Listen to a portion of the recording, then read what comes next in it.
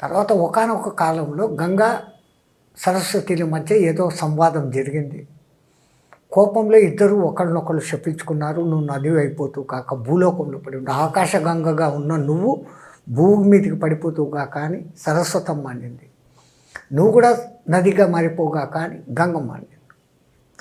అప్పుడు సరస్వతీదేవి బ్రహ్మ దగ్గరికి వెళ్ళి, నాకు ఈ గతి ఏంటి, నేను నది అయిపోతే ఎట్లా? గంగ అంత ఉత్కృష్ట భూలోకంలో, మరి నా ఉత్కృష్టత ఎట్లా ఉంటుంది అని అంటే, ప్రతి 2 నదులు కలిసే చోట నువ్వు అంతర్వాహినిగా ఉండేదవుగాక, తన్మూలంగా నీకున్న ప్రశస్తి ఏ నదికి లేకుండా పోగాక అని వరమిచ్చాడు.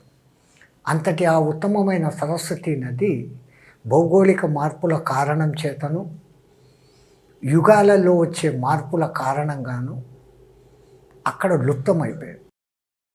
ఇప్పుడు బద్రీ నుంచి ఒక 8 కిలోమీటర్లు మీరు ముందుకు వెళితే మానా అని వస్తుంది.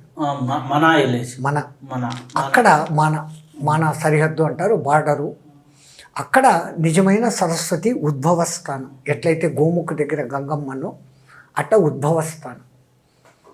తర్వాత ఈ శాపాల మూలంగా ఆమె అంతర్వాహినిగానే ప్రవహించి ప్రతి నదిలో చేరాలా అనే ఉద్దేశంతో ఆమె అక్కడ గుప్తమైపోయింది. కొంచెం దూరమే ప్రవాహం కనపడుతుంది, అలకనందాలా కలిసిపోతుంది. తర్వాత అక్కడ నీళ్లు బండ లోపలికి వెళ్ళిపోతుంది, ఇంకా అక్కడి నుంచి అదృశ్యమే, కనపడదు.